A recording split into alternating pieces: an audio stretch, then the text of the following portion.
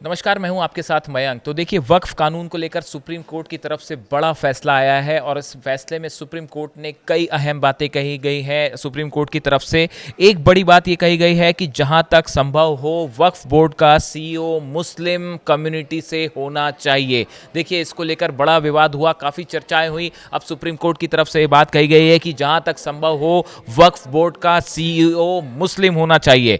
इसके साथ ही उन्होंने कहा है मुस्लिम समुदाय में ही मेंबर बनाने की कोशिश होनी चाहिए।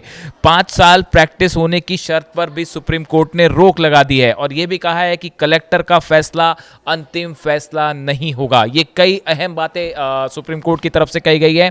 इसके साथ ही राजस्व रिकॉर्ड से संबंधित 2 धाराओं पर सुप्रीम कोर्ट ने रोक लगा दी है। देखिए, ये कुछ बड़ी बातें, अहम बातें निकल के सामने आई है।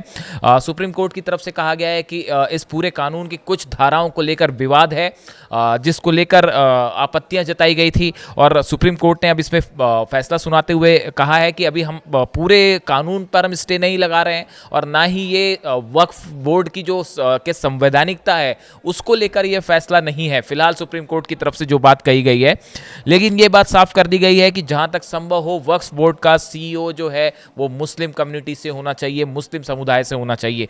2 धाराओं पर भी रोक लगाई गई है। ये धाराएं कौन सी है, इसको लेकर वकीलों की क्या राय है और अलग अलग कानून के जानकार क्या कहते हैं, वो हम आपको दिखाते हैं। आज जो माननीय सर्वोच्च न्यायालय ने अंतरिम राहत पे विचार करते हुए बहुत स्पष्ट आदेश दिया कि जो वक्फ अमेंडमेंट की जो प्रोविजंस है उसको स्टे नहीं किया गया है।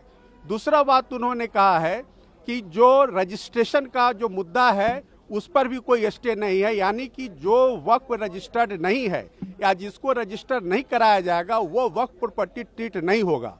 तीसरी बात उन्होंने कहा कि जो नॉन मुस्लिम्स को मेंबर बनाने की बात कही है वक्फ बोर्ड में या अपीलेट ट्राइब्यूनल में, उसमें 3 की संख्या नॉन मुस्लिम्स की हो सकती है, उससे ज़्यादा की संख्या नहीं हो सकती है।